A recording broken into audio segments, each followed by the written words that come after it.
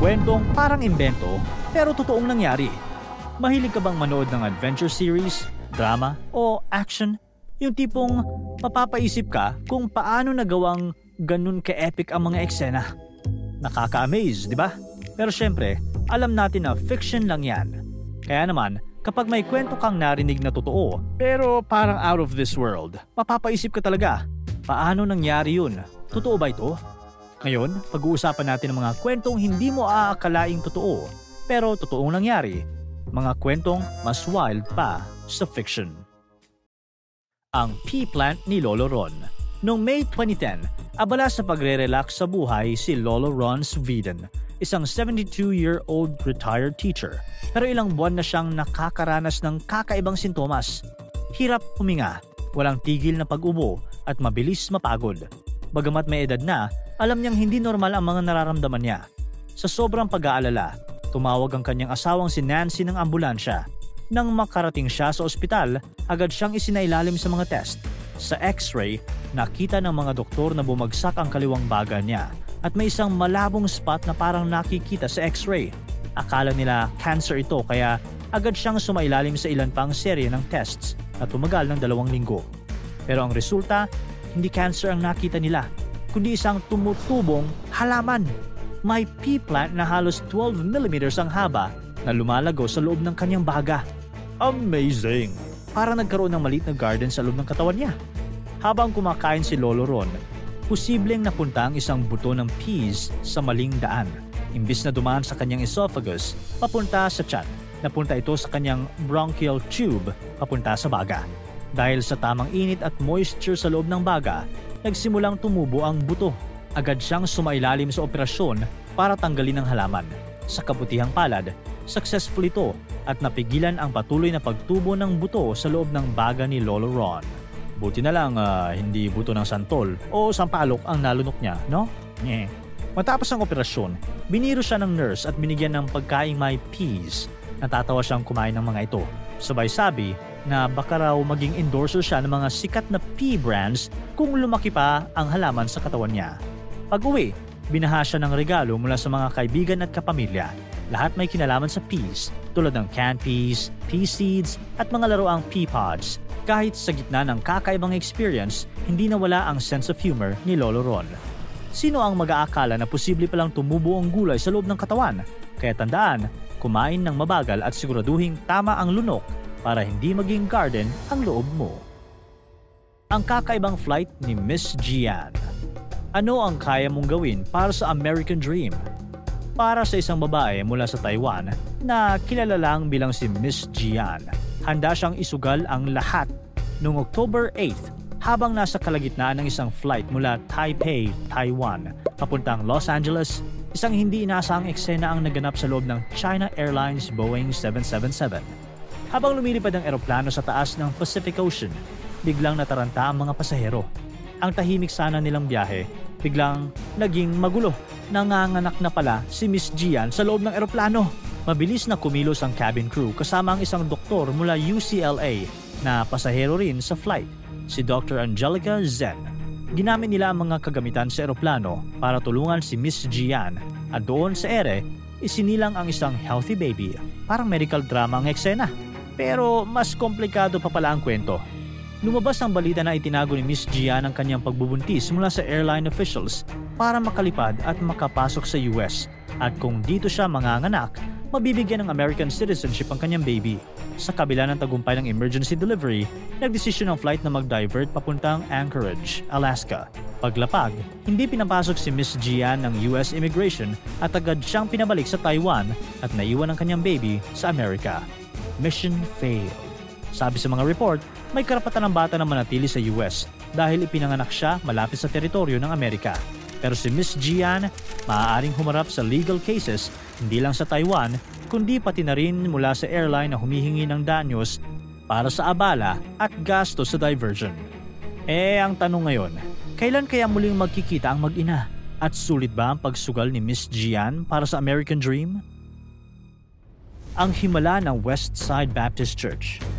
Isang gabi noong March 1, 1950, tahimik ang bayan ng Beatrice, Nebraska. Ang Westside Baptist Church ay dapat puno na ng kantahan mula sa choir practice na strictly nagsisimula tuwing 7:25 p.m. Pero ang nangyari noong gabing yun ay naging kwento na mahirap pa ring paniwalaan. Ang pastor ng simbahan na si Reverend Walter Klempel ay maagang napunta roon para maghanda sa gagawing practice.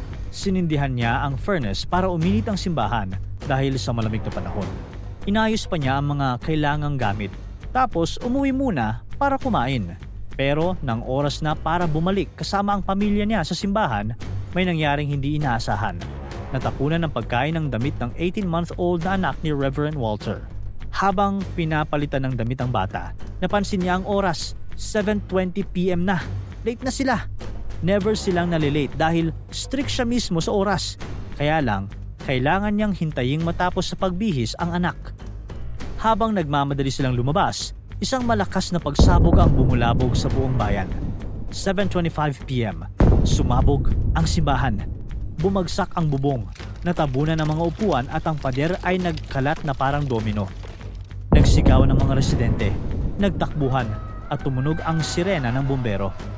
Pagdating ni Reverend Walter sa simbahan, hinanap niya agad ang mga tao sa choir. Pero sa pambihirang pagkakataon, walang tao sa loob ng simbahan noong sumabog ito. Paano nangyari yun? Sa oras na inaasahang andun ang choir, daily routine na ang practice at lahat ng 15 members ay bibihirang mag-absent o malate. Pero nang tingnan ang mga kwento ng bawat member, kinilabutan ng lahat. Ang dalawang choir members nasiraan ng kotse sa daan. Ang pianist, nakatulog matapos kumain. Ang choir director, hindi pa umaalis dahil hinihintay ang anak niyang pianist. May isang member na tinatapos ang homework, habang ang isa naman ay natagalan sa pagsusulat ng letter. Ang iba, abala pa sa pakikinig sa radyo. Lahat sila sa hindi maipaliwanag na dahilan ay late. At dahil doon, walang nasaktan o nasawi sa pagsabog. Ayon sa investigasyon, may gas leak sa furnace na naging sanhi ng pagsabog. Kung hindi sila nahuli ng ilang minuto, sigurado nasa loob pa sila ng simbahan at maaaring nangyari ang trahedya na ikinapahamak ng marami. Para sa mga choir members, isa lang ang natutunan nila. Minsan, ang pagka-late ay maaaring isang perfect timing. Kaya kung minsan, parang nakakainis o nakakabahala ang maliit na abala sa buhay mo, isipin mo na lang baka partiyan ng plano para ilayo ka sa kapahamakan. Ika nga, everything happens for a reason. Ang 100th birthday ni Lola Ruth. March 2020, sa isang home for the elderly sa North Carolina, masayang nagse-celebrate si Lola Ruth Bryant ng kanyang 100th birthday kasama ang pamilya niya. May cake, balloons at masayang nagtatawanan. Pero bigla ang naiba ang vibe nang may pumasok na dalawang pulis. Seryoso ang mga mukha at may hawak-hawak na posas. Hinahanap ng mga pulis si Ruth Bryant. Napalingon ng lahat. Nagulat kung bakit hinahanap ng mga pulis ang isang 100-year-old na lola. Tumayo ang anak niya at medyo aligaga. Tinanong kung bakit nila huhuliin ang kanyang ina pero hindi siya pinansin ng mga pulis. Lumapit ang isa sa mga pulis kay Lola Ruth at sinabing, "Ruth Bryant, you're under arrest." Ano nga kayang nagawa ni Lola? Nagnakaw ba siya? May atraso ba noong kabataan niya? Ayon sa mga pulis, hinuli siya dahil sa indecent exposure. Nakakapagtaka pero sa halip na magalit o magtaka ng husto ang pamilya, tila nag-enjoy pa si Lola sa kakaibang pangyayari habang nakaposas at sakay ng police car. Habang isinasakay siya sa police car, biglang sumipa si Lola sa tuhod ng isang pulis. Ang liksi pa, parang teenager lang. Sa biyahe, reklamo siya ng reklamo. Ang tigas daw ng upuan at kakasuhan niya ang may gawa nito. Pagdating nila sa police station, agad kinuhanan si Lola ng mugshot. Pinapasmile pa siya nito sa camera. Pagkatapos, nilagay na siya sa selda. Piruin mo, first time ni Lola na makapasok sa selda after 100 years. Dumating na ang anak niya. Inaasahan niyang makikitang umiiyak o galit ang nanay niya. Pero ang bumungad sa kanya, nagtatawanan ng mga pulis. Nagsiselfie pa kasama si Lola Ruth sa loob ng selda. Ano ba talaga ang nangyayari? Yun pala, pakanalahat ito ni Lola Ruth. Isang malaking prank na inorganize para sa kanyang birthday. Gusto lang niyang ma-experience kung ano ang feeling ng maaresto dahil naging masunuri naman siya sa batas sa kanyang buhay. Sabi niya, sa loob ng 100 taon ng buhay niya, never pa siyang nakulong. Kaya bakit hindi gawin ito bilang parte ng bucket list niya? Pagkatapos ng aresto, niyakap ni Lola Ruth ang police chief. Pagkatapos, Bumalik siya sa home for the elderly. Masaya, kompleto ang pamilya niya at may bagong kwento ng kabaliwan. Grabe si Lola Ruth. Sa edad niyang 100, may criminal record na siya. Pero hindi dahil sa tunay na krimen, kundi dahil sa kanyang kakaibang birthday wish. Ang kakaibang biyahe ni Brian Robson. Noong 1965, si Brian Robson, isang 19 anyos mula sa United Kingdom, pumunta sa Australia para magtrabaho. Pero hindi naging masaya si Brian. Hindi niya kinaya ang init. Hirap siyang makipagkaibigan at sobra niyang namimiss ang pamilya niya sa UK. Nang tumagal, nagdesisyon siyang gusto na niyang umuwi. Ang problema, wala siyang perang pambili ng tiket. Pero desperado si Brian. Naisip niya ang isang kakaibang plano. Magpapadala siya ng sarili niya sa loob ng isang kahon. Delikado, di ba? Pero ganito talaga siguro ang nagagawa ng mga taong madiskarte.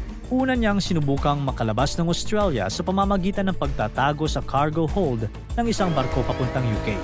Gumamit siya ng visitor's pass para makapasok, pero hindi niya kinaya ang matinding alon. Grabe ang kanyang seasickness, kaya napilitan siyang lumabas mula sa taguan. Agad siyang nahuli at ibinaba sa New Zealand. Sa tulong ng kamag-anak, nakabalik siya sa Australia. Ngayon, hirap na naman siya kung paano makakauwi ng London. Wala siyang sapat na pera para sa plane ticket pa uwi. Dito niya naisip na gawing inspirasyon ang kwento ni Reg Spears, isang lalaking nagpakarga ng sarili sa isang kahon mula London papuntang Perth sa Australia noong nakaraang taon. Kung nagawa ni Reg, baka kaya rin niya. Sinabi niya sa airline na IBM 7030 computer ang laman ng crate na ipapadala niya. Pagkatapos, kasama ng kanyang dalawang Irish friends, bumili sila ng wooden crate na halos kasing laki ng mini fridge. Sapat lang para magkasya si Brian nang nakatupi ang mga tuhod sa dibdib. Tinulungan siya ng mga kaibigan na ipasok sa crate kasama ang ilang gamit tulad ng bote ng tubig, flashlight, empty bottle para sa ihi, maliit na suitcase, unan at martilyo na gagamitin niya para makalabas. Minartilyo na ng kanyang mga kaibigan ng box at nilagyan ng label na fragile, handle with care at this side up ang crate. Kailangan umupo ni Brian nang nakadikit ang tuhod sa dibdib sa loob ng kahon para sa inaasahang 36-hour journey. May 17, 1965, nagsimula na ang delikadong biyahe ni Brian mula Melbourne sa loob ng isang crate. Tahimik at madilim sa simula. Sa isang punto ng biyahe, natagpuan ni Brian ang sarili na patiwarik. Kaya naiwang nakatayo ang kanyang ulo sa loob ng kahon. Delikado ito. Hindi niya magawang ibagsak ang kahon. Kaya sa ganitong posisyon, ang dugo niya ay dumaloy papunta sa kanyang ulo. Kaya siya nahihilo at masakit ang leeg. Ang kanyang likod, na nakadikit sa ilalim ng crate, ay ngayon nasa itaas, habang ang kanyang mga binti ay nakataas sa ere, naninigas na.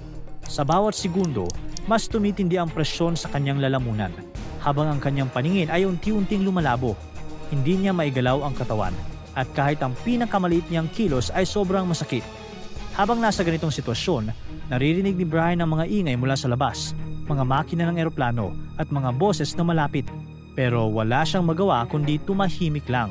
Alam niyang anumang ingay na gagawin niya ay maaaring maging katapusan na ng kanyang plano. Sa loob ng 22 hours, nanatili si Brian sa ganitong kondisyon.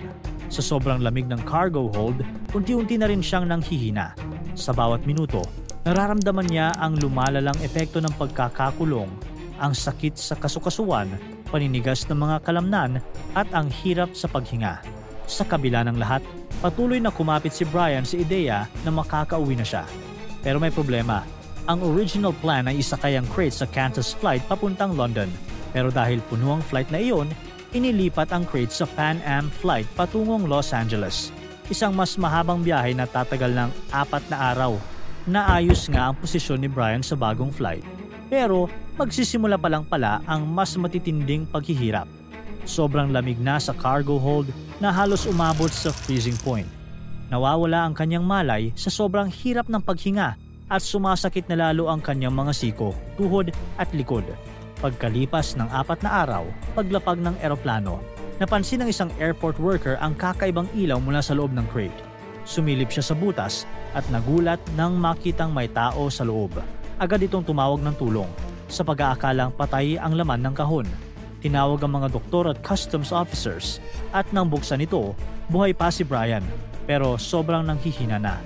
Matapos ang paghihirap, Ikinadismaya ni Brian nang malamang wala pa siya sa London. Nasa Los Angeles siya. Dahil sa maling ruta ng cargo, napadpad siya sa ibang bansa. Hindi na niya maigalaw ang kanyang mga binti at halos hindi siya makabangon mula sa pagkakakuba sa loob ng crate. Dinala si Brian sa ospital at agad siyang inimbestigahan ng FBI. Akala nila ay isang spy o biktima ng trafficking si Brian, pero kalaunan, naintindihan nilang isa itong desperadong attempt para makauwi. Dahil wala silang masampang kaso laban sa kanya, sinagot ng Pan American Airlines ang kanyang first class ticket pauwi sa London.